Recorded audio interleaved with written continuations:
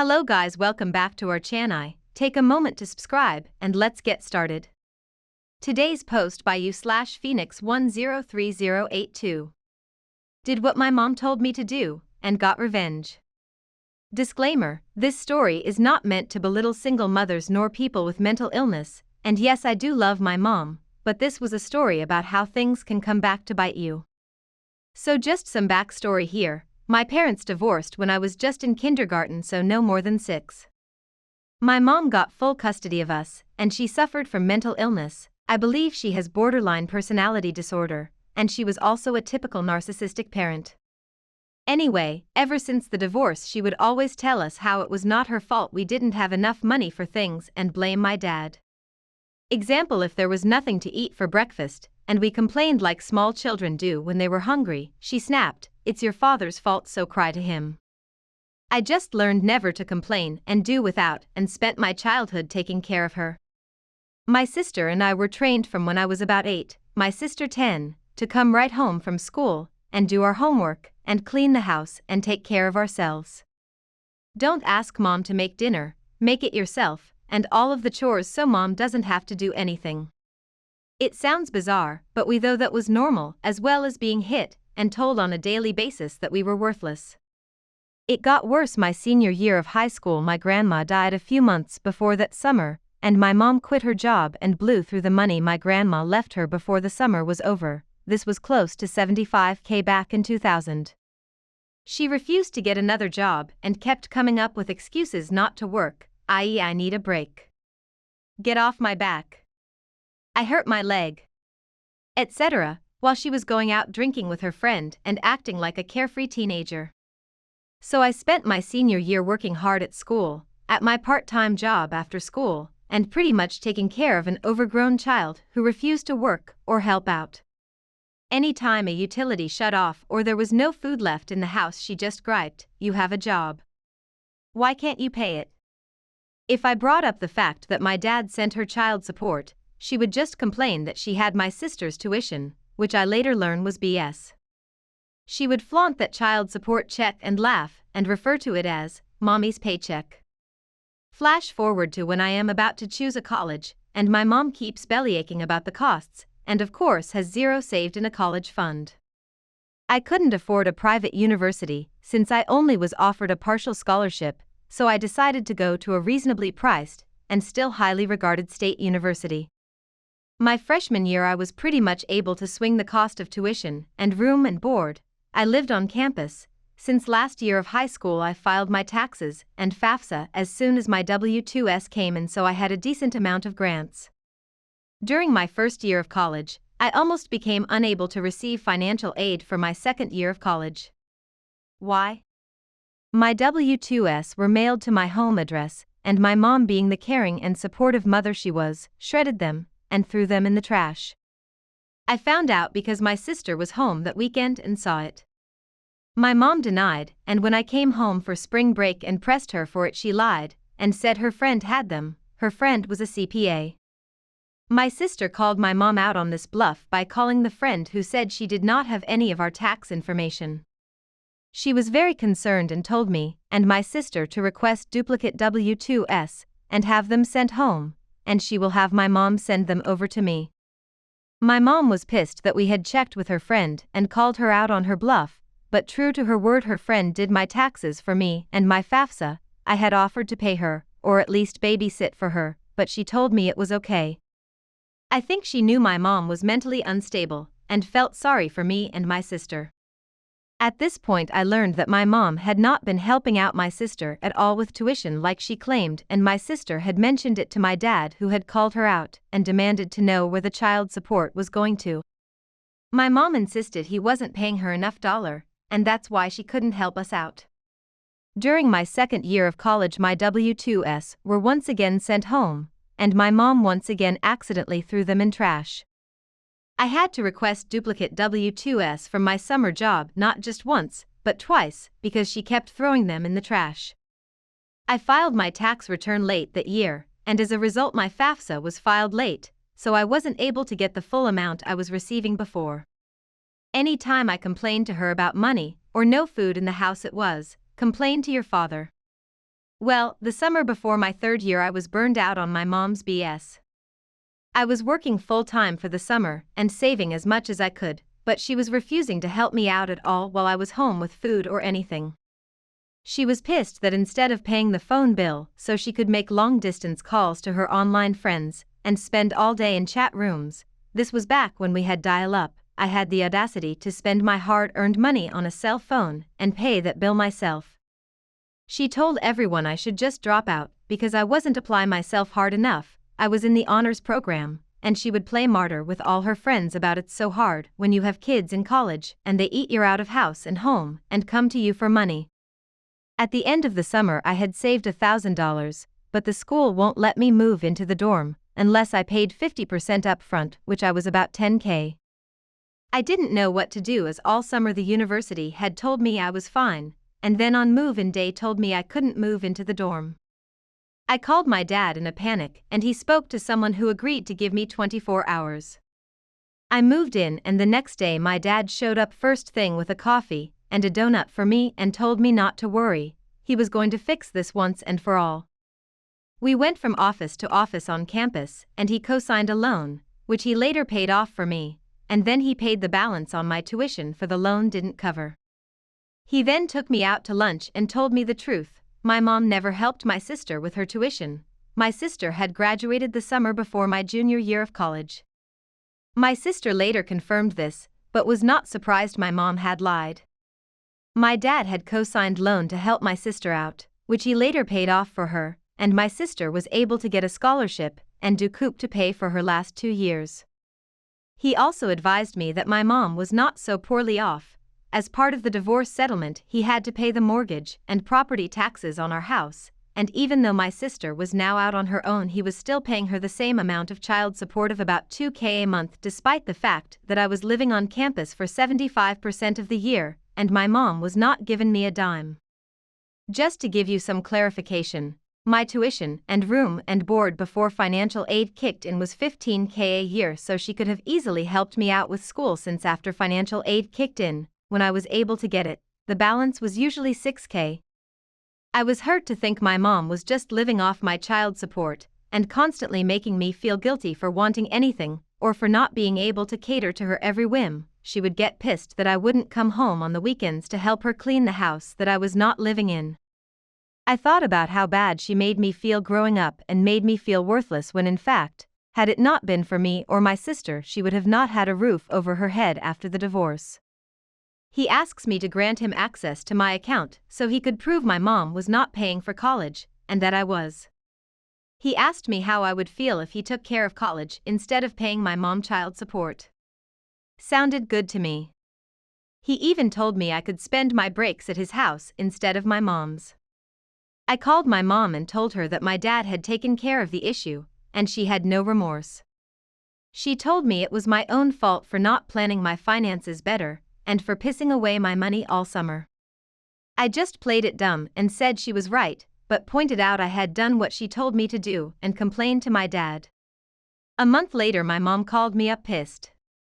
My dad had spoken with the courts, and there was going to be a hearing in their divorce case. My dad had proven that my mom had not been paying for mine nor my sister's tuition for college, and that was the very reason my dad was obligated to pay child support till I was done college. Since I was living on campus, it didn't make sense to pay her child support when I was not living at home most of the year, and she was given me 1 penny. My dad told the judge he would gladly pay for me to finish college, but he was not going to pay my mom any more child support, no pay the mortgage on the house. If my mom didn't want to take over the mortgage, they could sell the house, and I could live with him over my breaks. My mom was freaking out over this and calling me selfish. I just reminded her that my tuition must cost a lot more than what she got in child support, since she was never able to help me with costs of school. She just kept laying guilt trips on me about how I was selfish, because she didn't get to go to college right after high school, and how she never got to have 4 carefree years of college. I pointed out to her that she had not worked since my grandma died about 3 years ago, and that I was working and going to school at that time, while she got to live a carefree life. She pretty much ripped me a new one at that point. She tried to get back at my dad by not paying utilities on the house to make it seem like she needed the money. She then told me that the electric and water were now shut off, so if I wanted to come home for winter break I needed to help her out. She had moved in with her boyfriend at his condo. I just told her that I would miss her, but that I would just go to my dad's for winter break. She was pissed and cried about how selfish I was for not wanting to come home for Christmas. Side note, the Christmas before my present was throwing out many of my personal belongings. Why? My mom was pissed off at me that I didn't want to come home one weekend to help her clean, because to get home I had to take 2 buses, 2 trains, spend $20 one way and wait for her to hopefully remember to pick me up at the train station, which was a whole 20-minute drive for her after I had traveled for 4 to 5 hours, because I had finals, and I told her I would help clean for the holidays once I came home for winter break. Her response? She took all of my things, threw them in boxes, and threw them out on the front lawn. Most of my things were destroyed by being left on in the rain, and I away most of them. I told my mom that I would come and visit her over my winter break once she got the utilities turned on. I told my dad what was going on, and he said he and my stepmom, and my half-brother and sister were thrilled I was going to stay with them for winter break, and he can get me a job in his office as well for winter break. He also called my mom and reminded her that the child support had not stopped, and they were going to list the house in a few months, so what was this nonsense about the utilities being shut off? She was pissed but magically came up with the money to turn them back on. That spring my dad took officially by the court took over my college tuition, and he even made sure I got my full financial aid since he had picked up W-2s for me. My mom lost her child support, and was told by the judge that she better cooperate with the sale of the house and keep up with the utility bills etc. so it would sale. Her boyfriend moved in with her till the house sold, and she moved to another time zone. The real kicker? It was cheaper for my dad to pay college costs than to pay her child support. To summarize, my mom abused and exploited me, and I got my revenge by causing her to lose her child support and free rent by doing what she told me to do for years. Complained to my father. No regrets. Edit, so many comments and upvotes. Thanks. Some of you have asked, are things better now? Depends on what you mean. I am not as close to her as I am father and stepmom whom I grew closer to after college, and still close to this day, but I still have a relationship with her. We talk, but I have learned not to trust her because she will let me down. I.e., a couple of years ago we were supposed to meet for my birthday, and she stood me up. Now I don't included her at all when I plan birthdays or holidays. And some have asked how she treated us growing up. She wasn't 100% bad, but her bad moments were pretty bad. Granted, I have met a lot of people who have had it worse, so I try to remember that. After college she was trying to pull the same pity cards she had when I was in school. This time she was trying to convince me to move from NJ to TN. She had moved before my last year of college to a different time zone, and didn't even bother to tell me or my sister. She just took off.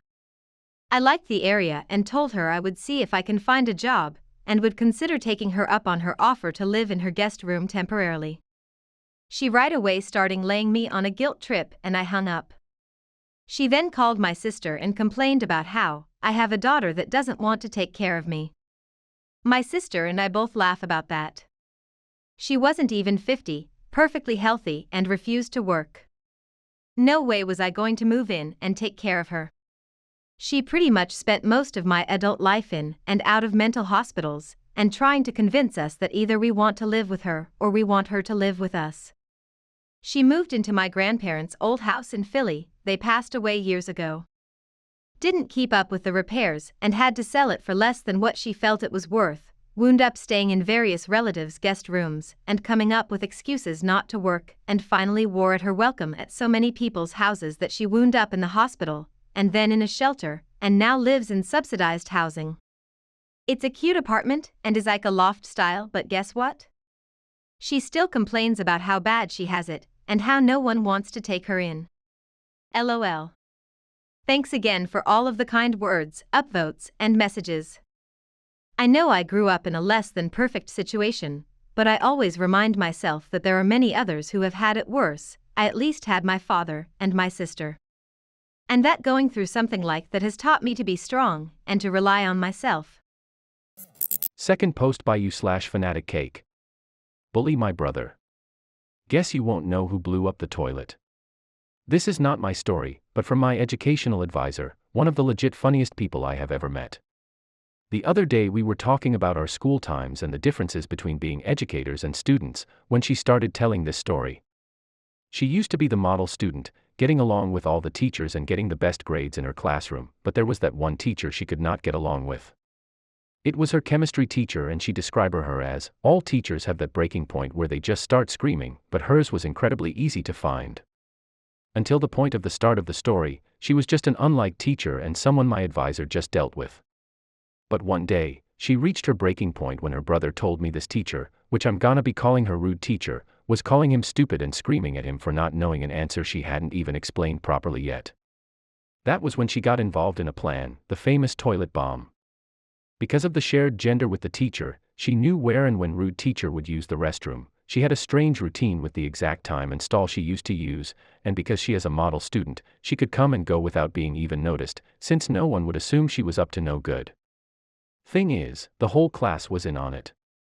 Before she got involved with the plan though, there was a single condition: no one would rat or blame someone else.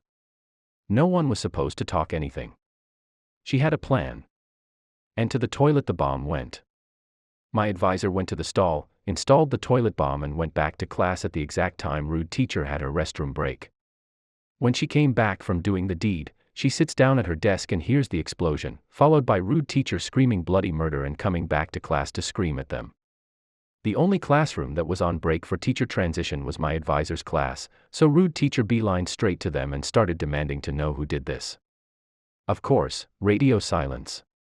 She jumped in anger like a toddler, made all threats she could legally do and made the biggest tantrum you could imagine, while being absolutely soaked in toilet water. Radio silence. The next logical step for rude teacher was to call the principal, that arrived at class with a box filled with pieces of paper. She explained that everyone was to write the name of someone involved in the toilet bomb and put there to be taken and read by her by the end of class. That was when my advisor stepped in. The second the principal was out of the class, she told everyone to just write, "It was me," in capital letters and put the paper back in the box. Which everyone did. When the principal came back and started looking at the papers, in front of the class, she slowly turned from a normal color to a deep, fiery red and started throwing her own tantrum. Guess they found out her breaking point, and did the only thing she could do at that point. She suspended the whole goddamn class for 3 days. In the end, my advisor did everything, blew up the toilet, lead the class to not snitch on anyone and earned 3 days at home without no one suspecting anything. Edit: this did not happen in the US and it was almost 40 years ago. My counselor was 14 and now she is 52 years old, so I would appreciate if you guys understand that older stories are not as clear and detailed as recent ones, as I understand if it sounds unbelievable. Since it's not my story and I laughed a whole lot when my counselor told me, I thought it would be nice to share with y'all. EDIT2, oh my god, this blew up so much. Thank you for all the rewards and for the upvotes.